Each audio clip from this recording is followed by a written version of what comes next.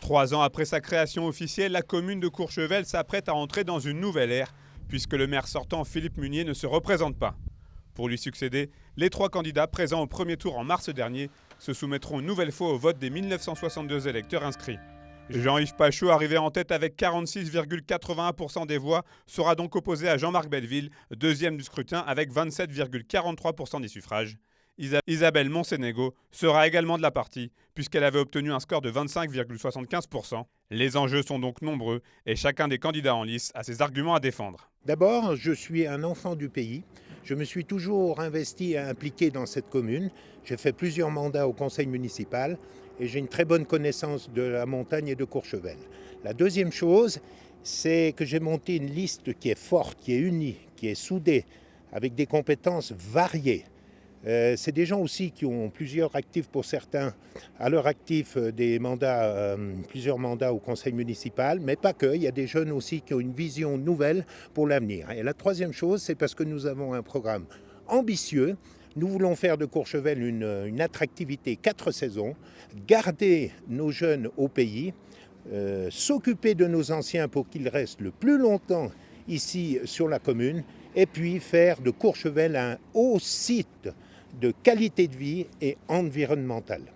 Voter pour nous, c'est-à-dire voter pour l'ensemble de la liste, puisqu'il est extrêmement important de signaler que nous sommes une liste très représentative de la commune, puisque tous les membres de notre liste sont résidents sur Courchevel du 1er janvier au 31 décembre. Ensuite, nous avons 3 points. Déjà, nous avons la compétence. Moi, personnellement, j'ai œuvré dans les services publics et notamment en tant que receveur municipal de la commune de Courchevel depuis 40 ans. Nous avons dans notre liste des représentants des hôteliers, des moniteurs de ski, artisans, salariés du privé ou du public.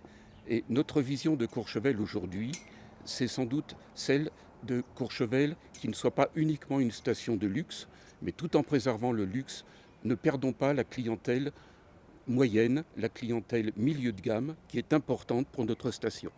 Donc votez pour une liste qui vous ressemble, votez pour Courchevel ensemble. Nous sommes une liste neuve, nous n'avons jamais exercé de responsabilité et nous avons des idées innovantes et qui sont d'ailleurs reprises par beaucoup de nos compétiteurs, à savoir un Courchevel 2 saisons et non 4 saisons, hiver, été, qui retrouve une convivialité, qui retrouve un esprit de village.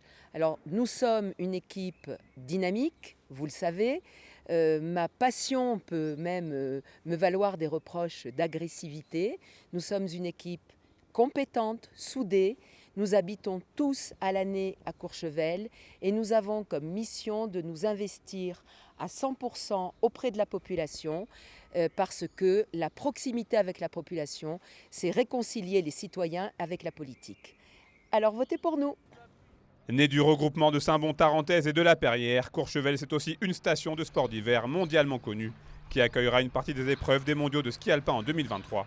Rendez-vous le 28 juin prochain pour savoir qui l'emportera.